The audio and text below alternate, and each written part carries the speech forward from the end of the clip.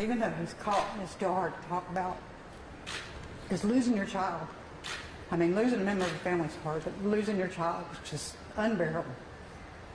And then in the beginning, we had hopes that we knew John did it. We just, in our hearts, knew John did it. But police have to go through their steps before they can, serve warrants and get him. And waiting was hard, but we thought, we know they got him, they'll get him. But then when he ran, our hearts sunk, like, now what? And then when he just disappeared off the face of the map, and months turned into years, and now 5.5 years, you do lose hope, and you just got to find something to hold on to. But then getting that call yesterday,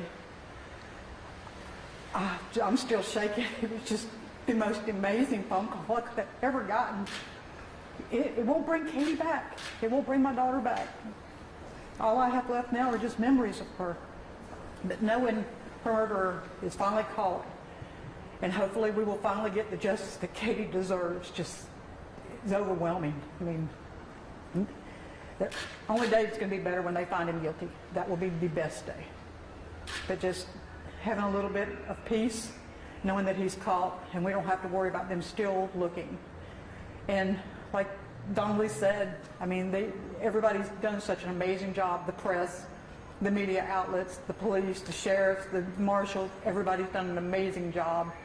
And without them, we never could have gotten John caught. So we were just so thankful to all of y'all. Thank you so much. This means the world to us. Everyone just said thank you to all the police and law enforcement. And I just want to say thank you to all of her friends. And friends, yeah. Her friends have constantly come and checked on me. My daughters, they have always shared her story and shared their stories. I've had friends that have tried to send out pictures and flyers all the way to the West Coast. I've just got people that didn't even know my sister that just because we were friends, they want to help and they want to share the word. Thousands and thousands of people sharing just because they saw her TV show, on the Crime Watch Daily or whatever TV show it was, and all the wonderful people that have sent us so many prayers, thoughts, love. I appreciate every bit of it, and it was law enforcement that captured them. I don't know how they found him. I don't know if it was because, of a civilian that, gave him up or how that worked out. I'm just thankful for the way it did work out, and we'll figure that out soon. But yeah, Tracy, I want to say thank you to Tracy because every phone call, every text message, everything, she's been right on top of it. She brings all of y'all together, all the media together for us. So that's one less thing that we have to worry about. I just want to say thank you to everybody.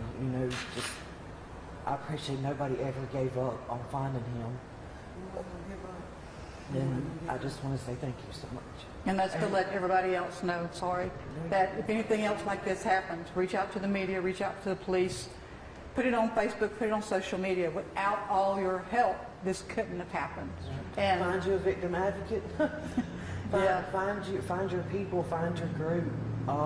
If you are missing someone, or if you're missing a person that did some harm to your family, whatever the case may be, don't give up. Don't give up. Find your circle, find your people, get it out there, let it be known. Keep in touch with the media, keep in touch with the law enforcement that is involved. And I hope this is the outcome for you as well.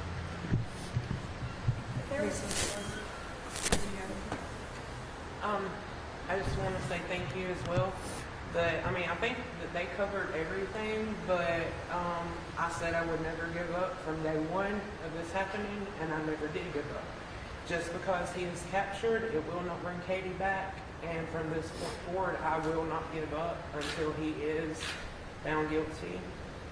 And if anybody out there is in any domestic violence situation, whether it be a man or a woman, then walk away. Don't stay, because it is not worth it. Thank you for everything that you guys have done, no matter who you are. And thank you, Officer Donnelly and Tracy. thank you so much for what you've done as well. Because without either one of y'all, we wouldn't be here to this point. You know, you guys are such great advice for people to, you know, help them stay ahead of like what happened to Katie.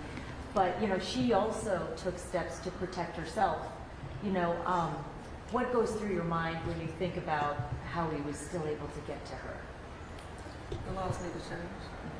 The laws need to better protect victims of domestic violence. Do you remember the Victims- conversation you had with her, like when she was telling you? Katie she was is my baby sister. And I just told her to say, protect yourself. When the biggest thing I think of about this, and it's brought up in domestic violence situations a lot, is he'll beat you one day, or she. It's not necessarily one or the other. And then the next day, I'm sorry, I didn't mean to do that. I'll be better. Don't believe it. She got away from him. She moved back home. If she had stayed away, and I'm not blaming her, because I know she still cared about him, they're not going to change. There may be 1% of people that actually do.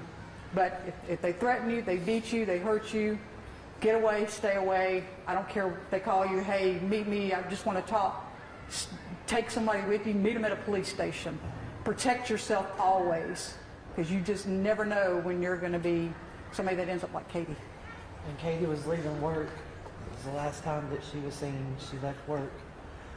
And I mean, if I don't know if she felt uncomfortable that day. We don't know the circumstances, but if you No. ever feel uncomfortable, if you don't feel right, just ask somebody to walk you to your car.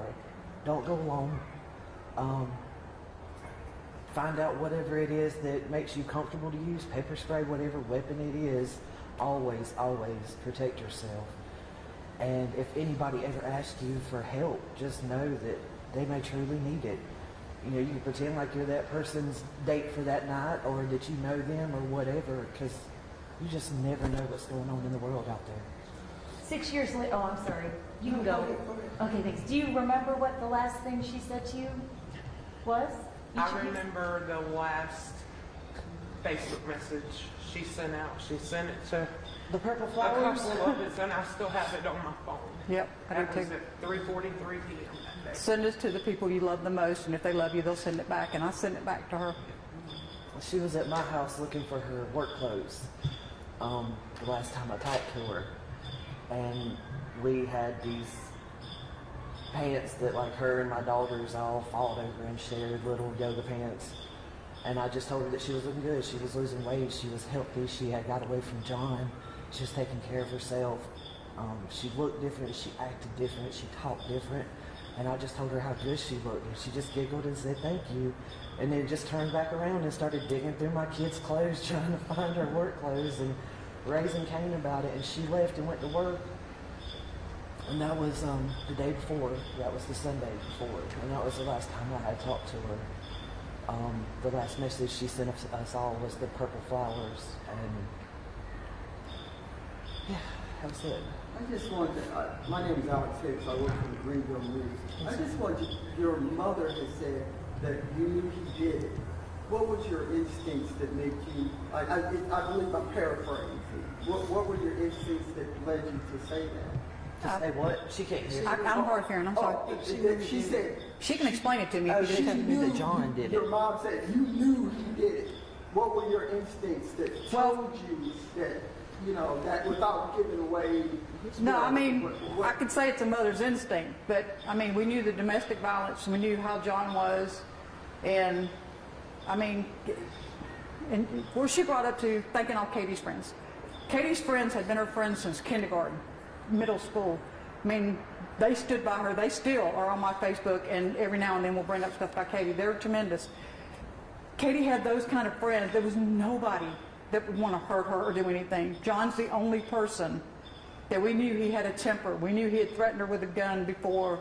You know, he was the only suspect in our minds. That as soon as it happened, we knew it had to be him. I, in my heart, never doubted it was John, ever. You have to remember the reason why the search, when it jumped off it was so frantic is because of his military background. Mm-hmm. You know, he was a recruiter. He had a lot, you know, going on, and so What branch was it? Was he Army? Army. Army. Yeah, Army. And so they knew that once he got out of the way, it was going to be very hard to locate him. And here we are, 5.5 years later. Thank God he was finally located. But like I said, he has a very elusive track record. He'll grow a mustache, he'll shave it off. He'll grow a beard, he'll shave it off. He'll lose weight, he'll gain weight. He removes tattoos, whatever the situation. He knew how to do that. He could live in the woods. Mm-hmm. He knew how to take refuge. And so, He was able to do it for 6 years. Exactly. So when he took flight, that was another thing that I was, when we talked, Lisa and I talked, I said, oh my God, like, he's been alive all these years. He's been watching us do this all these years. And so not only was I fearful for them, now in my mind, I'm also fearful for me. I'm like, oh my God, like, we've literally been looking for this man and putting out all this stuff about this man who could have just popped out of anywhere. Could have been anywhere. Yeah, it could have been anywhere because we thought maybe he was overseas somewhere. We was like, ain't no way he's still in Oregon. Ain't no He way. had a skill set. Yeah, Yes, sir. That's definitely. dangerous. Definitely. What attracted her to him to begin with? Military. Yeah, We're a he was military older. family. My dad, my brother, both my brothers, my husband retired after 23 years. And from day one, I never had a good feeling about him. I mean, my military men, if anybody knows, they're very polite. They're very courteous. When they meet you, they stick their hand out, how you doing, And my dad and my husband would talk for hours, and I would just have to go in another room because it's just military. John wasn't like that. He came in the first time we met him. He wouldn't even look us in the eye. I don't think he shook my husband's hand. He just go in the other room and sat down and went, and I'm like, he's weird.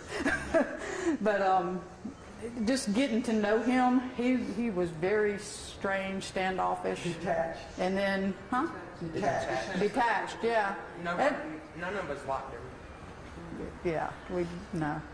And I've never had a good feeling about him. So when she called me the day Katie was missing and said, have you seen her? Honestly, my heart sunk and I just had the worst That's something we feeling. never had to ask. Huh? That's something we never had to ask. We never had to look for. She always was in Yeah. touch with someone. If she was going somewhere after work, she would call, hey, I'm going to run see Cheyenne, or I'm going to go to Brandy's, or go see her brother, or whatever, I'll be home later, or I'm spending the night at their house. I always knew.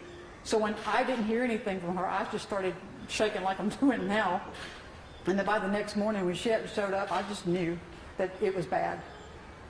My daughter made dinner plans with her for after work, and she talked to her, and they said that they were going to meet up and eat and everything, and my daughter fell asleep waiting on her to get there from work, and when my daughter woke up, it was a few hours later, and she instantly knew that just wasn't right. Katie would have come and beat on the door and called her and drove her crazy till she got up and answered the door and let her in. Like, she wouldn't have just left because she was asleep. So we instantly knew that situation in itself wasn't right. And then she tried calling Katie, and it kept going to voicemail. So I said, well, what about John? Maybe they're together talking, just, trying to work things out or something. His phone went voicemail. So we knew then. And then we started searching. And then he came and helped with the search. Yes, He he was actually very came and offered narcissistic. to ride around and Help look for. help look for her, and he made sure to avoid where she was at. What's the one thing you want to ask him when you see him again, if you can? Why did you do it? If there was one thing that you could say to Katie, or if there was one thing you want her to know almost 6 years later, saying to her, The one thing I would want her to know, we'll never give up on you. And you'll Still never not be giving up. forgotten. It's not done. It's not done. We're still not giving Yeah, up. it's not Still done. got a job to do, and still got a ways to go. We got partial justice. We want full justice. Any more questions? And so again, we want to thank, the news media, of course, thank the Sheriff's Department, all the investigators, everyone on social media and beyond, all our friends, family, everyone. And also, I want to thank you as well for allowing me the opportunity to assist you guys. I truly appreciate it, and we've grown to be family, and, I'm just thankful that we finally put that piece of the puzzle in that we've been looking for so long. And so now we're moving on to the long flight to justice, but at least we know that he's been captured. And that's the first big step. And I'm thankful that the family finally has closure.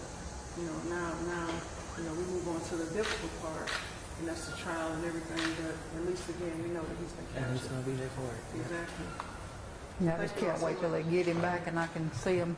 Just, Yeah, and find Yeah, out we more extradited information him. on how it happened and how it went down. yeah. Okay, eventually.